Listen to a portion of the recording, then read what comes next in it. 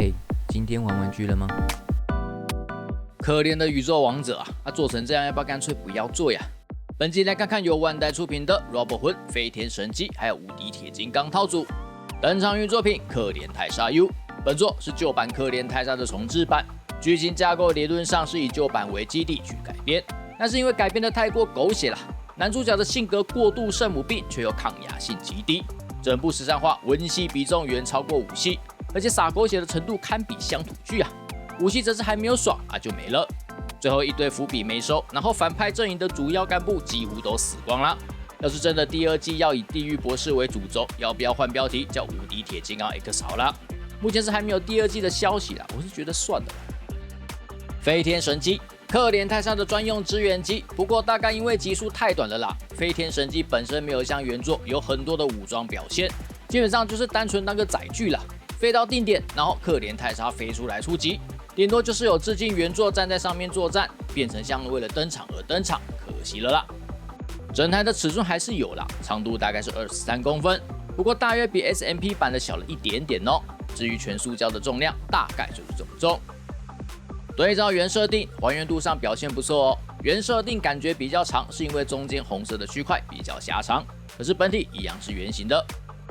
单就设定来说，以旧版设定为基础，增添了比较多的细节，还有外形装饰。就外形而言，的确是有不一样的感受啦。但原作里没有表现，两边的圆盘也都没有武装，商品当然也就没有什么能表现啦，浪费设计。与可怜泰莎的合体，本款又附属一个可怜泰莎的胸像哦，所以没有买同系列的可怜泰莎也没有关系，跟本体比较起来尺寸一致。可是肩膀跟脖子的关节结构全部都移除啦，反正也用不到，只剩下抬头的关节啦。飞碟后方可以重现原作的展开，可是前端的结构并不能直接打开哦，需要替换零件。要先将左右两侧的结构向后推，然后整个上盖都拆掉，替换掉底盘的前端。在使用胸像的场合，腹部的接点直接装在底盘前端的接点上。在使用本体的场合，先把可怜泰莎的头给抬起来，两只脚摆正之后，大腿收进小腿里，最后两只手打直摆好。放进去之后没有扣点哦，但要注意两边肩膀的角度，还有手上肩胛摆放尽量要打平。最后盖上上盖，后方展开的部位恢复原位就完成啦。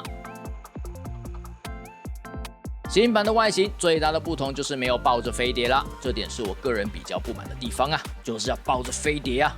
此形态通常是长程巡航或是高速空中战时使用。原作中两边的圆盘几乎都没有用到哦，都是直接可怜泰莎的脚喷出宇宙闪电来攻击。有附属一个展示底座，要拆到飞碟底部的外层就会露出接点啦。与超合金魂 DC 版相比，虽然不是同个层级的商品，不过可以看出旧版还有本款的差异性不小哦。另外，虽然超合金魂版的飞天神机基本上是超塑胶魂，但至少旧版的飞天神机存在感强多啦。本款完全没有表现而且原作真的，与千纸链版相比，虽然还是不同层级的商品，千纸链是以旧版为基础大量的魔改，因此广义来说状况跟本款是一样的，但因为商品的层级有差啦，全涂装的千纸链版当然不是本款纯塑胶的成型色能比的，外形上本款就比较科技感。无敌铁金刚，旧作里这一台机体并没有在本片登场哦。基本设定与原本的无敌铁金刚并没有太多的差异，同样是兜甲儿的爷爷所制造，但这部作品的兜甲儿是大财团的主事者，而且因为要衬托外星军团还有可怜泰莎的强大，所以他第一话就被打爆了。本款为了符合原作中与可怜泰莎的比例，所以这只无敌铁金刚很小只哦，大概就只有11公分。外形上的造型比较偏向原型机能源铁金刚，指挥厅不是红色的。铁金刚的鼻子也是在口罩里面，胸前的放热板造型也比较圆滑，还有上顺的造型是向下突出的哦。尺寸虽然小，但又提供基本的可动性哦。头颈部是固定的，可是基本范围都有。躯干有3节，但是水平转动范围有限。但球形关节有提供多方向的可动，手臂与腿部都有提供相当程度的可动幅度，不过就都只是堪用程度。金刚飞翼的结合腰带与本体是分开的哦，要先接上腰带，最后再接上飞翼本体。翼展以这个比例来说很大哦，也符合原作中的设定啊。不过本身并没有提供任何的机关。金刚飞拳是可以拆下来的，虽然没有替换手手，但至少还有飞拳。另外说明书还特别提到哦，头颈是可以拆下来的，重现原作第一话被敌人拔头的画面。好不容易可怜泰莎有新作啊，想说另外2个魔神跟盖特加减都有新作品，就算是原作重置，应该也要给我们宇宙王者该有的尊重啊，最低限度也要来个帅气的泰莎皇帝之类的嘛。结果没有皇帝啊，也没有剧情。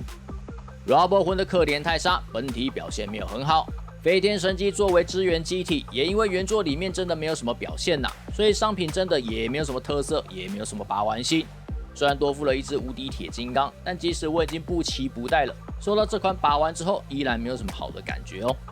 总之，这系列真的有爱在收啦，不然我是觉得可以全部忽略，包含之后也会开的无敌铁金刚 X。